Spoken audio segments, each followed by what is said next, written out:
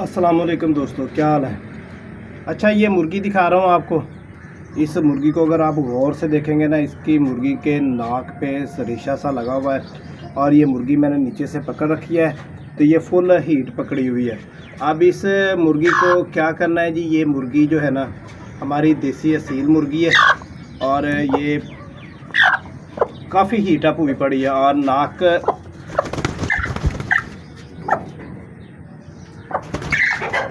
रुक जा,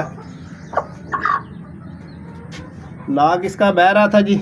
अब देखें, जैसे ही इसने जंप लगाया है तो आपके सामने इसने चोंच को ऐसे किया है, तो ये मकसद इसका था, यानी कि जो रेशा इसके मुंह में आया वो ये निकल गई है वापस। अब इसको इस बीमारी से कैसे छुटकारा करेंगे। अप्रैल का एंड चल रहा है, थ्रेशरें हर तरफ लगी हुई हैं, तो धूड़ मट्टी ये जो है ना उड़ी हुई है हर तरफ ही। तो इसका सबसे बेहतर सोलूशन हल क्या है हमारे पास, सिर्फ एक सिरप इस्तेमाल करवाएंगे। एक सिरप एरीनेक देंगे इनको।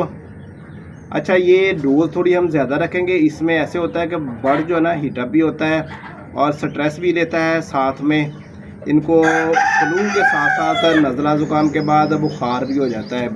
अगर बर वक्त इलाज ना करवाया जाए तो फिर बर्ड जो है ना मोर्टेलिटी की तरफ चले जाते हैं। तो अभी ये खा पी रही हैं माशाल्लाह, ठीक है। तो इसका अब करना पता क्या है, एरीनेक हमने ले लेना है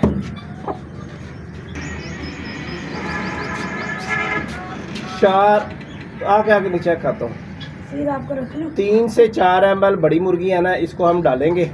और इसको आज ये वाला सिरप सुबह से लेकर शाम तक ये चलेगा। 8 घंटे के लिए हमने ये पानी रखना है एरीनेक का। दोबारा देख लें, एरीनेक सिरप है, सस्ता सा है, कोई महंगा नहीं है, 150 की रेंज में आ जाता है। बहुत अच्छी प्रोडक्ट है, उर्दू में भी लिखा हुआ है एरीनेक सिरप।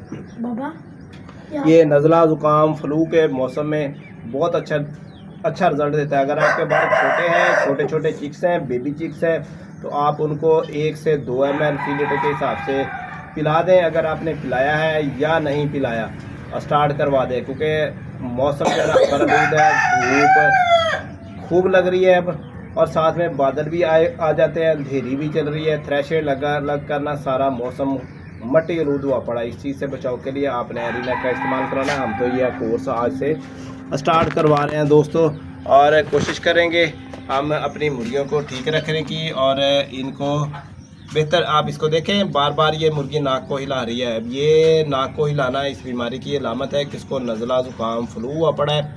अगर माशाल्लाह अगर मगर का टाइम गुजर चुका है, मेडिसिन देनी लाजमी हो चुकी है, नहीं तो फिर अगर मगर करते करते मुर्गी मोर्टेलिटी की तरफ जाएगी, फिर हमारे पास कोई चारा नहीं रह जाएगा। काफ़ी मुतासर है ये फ्लू की बीमारी से।